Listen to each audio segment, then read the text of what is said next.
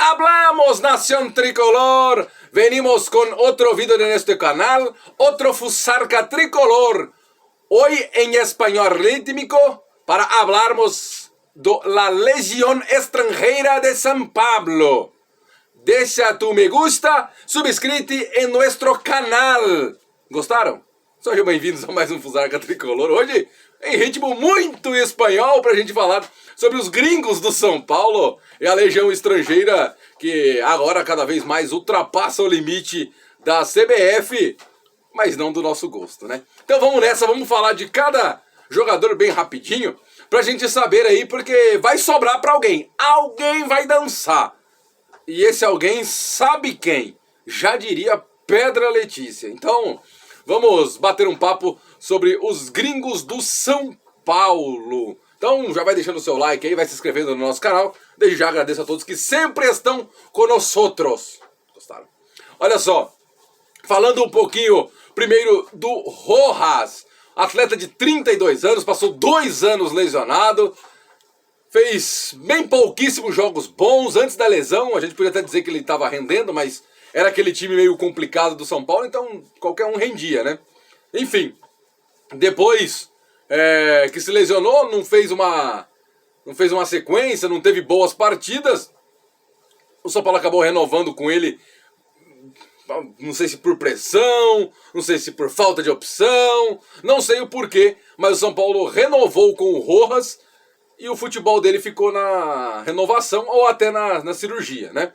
O Rojas não rendeu, tem contrato com o São Paulo até o final do ano. Agora, vale a pena ficar com o Rojas? Será, olhando assim a grosso modo, agora que o São Paulo incorporou o elenco, será que vale a pena? Será que já havia valido a pena renovar com ele antes?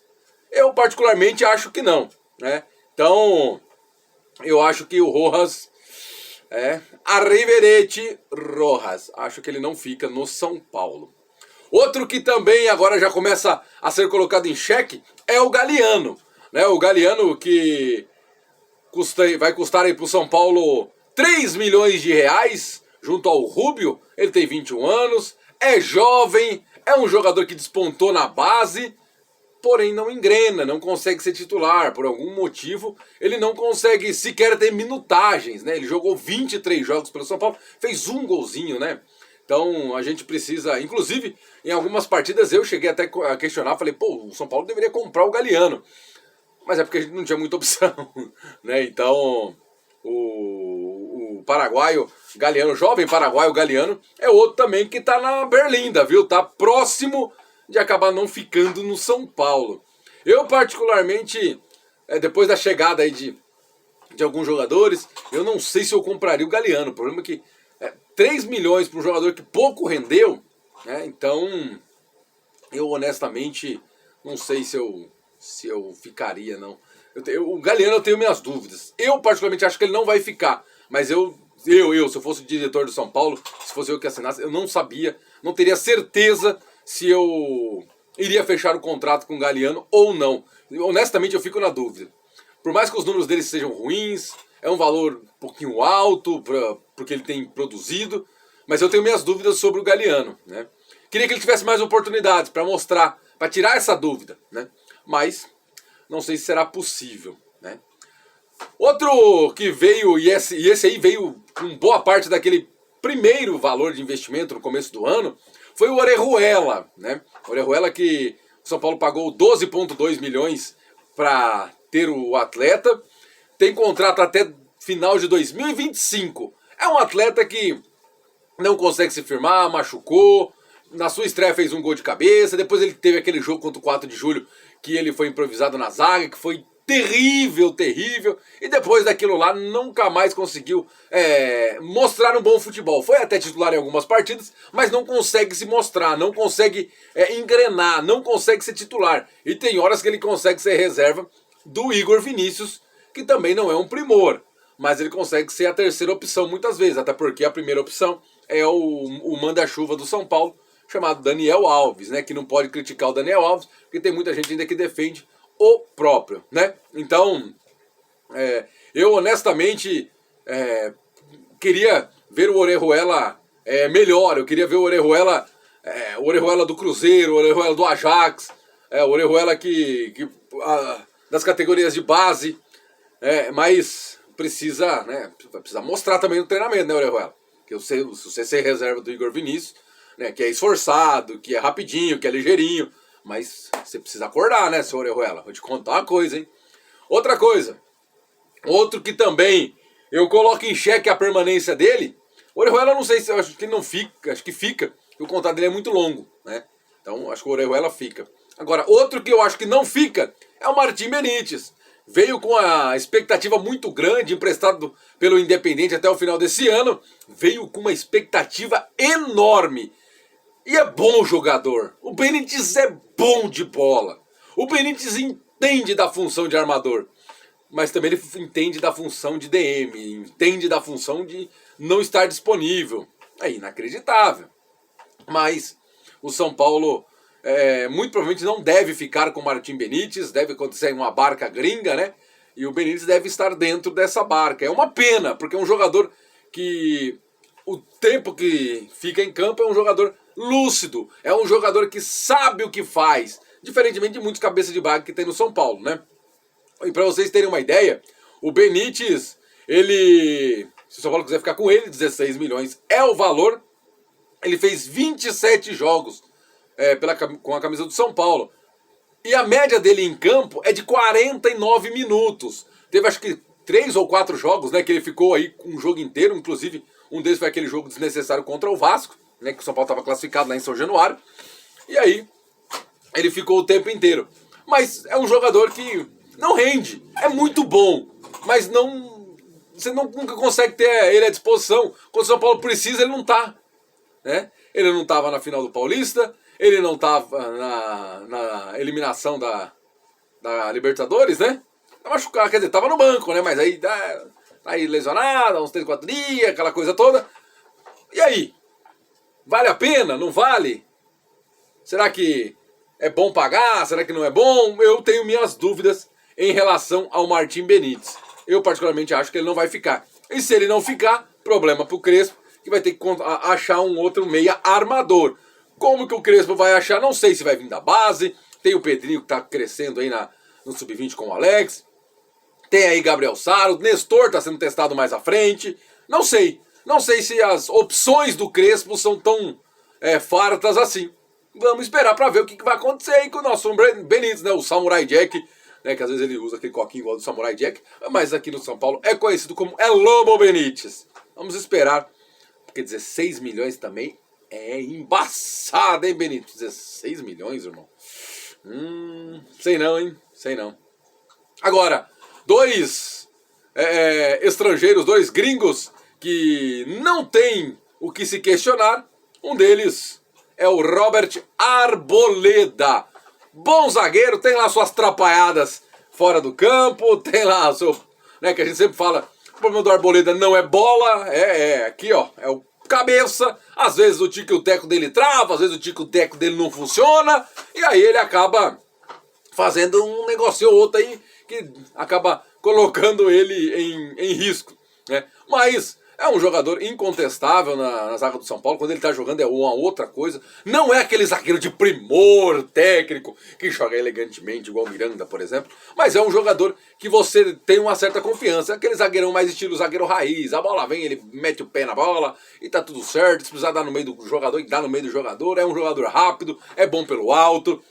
O Arboleda, vou te falar uma coisa, se o Arboleda conseguir um título grande pelo São Paulo, ele entra aí naquele vasto e seleto grupo de zagueiros adorados pela torcida do São Paulo, que vieram de fora, né? Eu particularmente gosto do Arboleda, né? Eu gosto, zagueiro, sem muita graça, é o que eu falo. Precisa só acertar o extracampo dele, que aí fica tudo certo. Vamos ver o que acontece, né? Robert Arboleda, incontestável pra mim. Esse com certeza vai ficar, e se tudo der certo, por muito tempo no São Paulo. Outro incontestável, e esse chegou há pouco tempo, é o Emiliano Rigoni. Esse não tem o que a gente falar dele, tá voando alto, já diria aquela outra música, veio o artilheiro do São Paulo, o jogador que mais participa em gols, é um dos jogadores que mais criam oportunidades. Então eu vou falar o quê? Emiliano Rigoni, né? E ainda Ele veio, eu vou contar um caso que eu acredito que também seja. Estava conversando com um amigo meu que é ligado a e-games. E o Rigoni, ele é CEO da Velox, né, que é uma empresa de games, né, que tem Counter-Strike, é o CS, tem CBLOL, tem o Valorant, que é variações do LoL dentro do próprio jogo, enfim. E o São Paulo aparentemente está bolando retomar o seu time de LoL. Então, fica a dica, o Rigoni pode ser uma peça-chave para isso. Beleza? Olha só, agora os que chegaram agora, né? O Gabriel Neves tem tudo para ser muito bem aproveitado no São Paulo. Vem com algumas incertezas, mas com ótimas expectativas, até porque o Campeonato Uruguaio não é muito parâmetro, lembrando que o Carneiro era goleador no Uruguai, né? Então a gente fica um pouco com medo, mas ele é jogador de seleção, formado na base do Nacional. Tem já teve uma lesão, tem gente que diz que essa lesão dele não foi tratada correta, mas ele chegou voando no São Paulo, já treinou, enfim. Acho que não terá problemas, deve assumir aí a titularidade ao lado ou do Luan ou do Lisiero. Ele pode fazer essas duas, ele pode fazer tanto o primeiro quanto o segundo volante, né? Sendo que ambos que ele fizer tem muita qualidade no passe e é um jogador que corre o campo inteiro, então é aquele jogador que todo treinador sonha em ter. O São Paulo tem que ser bem aproveitado agora pelo Hernan Crespo. Boa sorte pro El Bigodão. Outro jogador que chegou e agora foi apresentado de fato, né, tudo bonitinho, é o nosso glorioso Caleri. Toca no Caleri que é gol. De repente, muita gente fala, nossa senhora, mas vocês estão depositando muita coisa no Caleri, né? Lógico. O que nós perde de gol com o Pablo, o que nós perde de gol com o Vitor Bueno, o que nós perde de gol com qualquer outro aí, o que nós já sofreu aí com Carneiro, Trellis, Rondon, já sofreu com quem mais?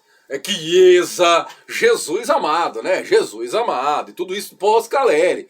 Diego Souza, Jesus, olha que coisa, hein?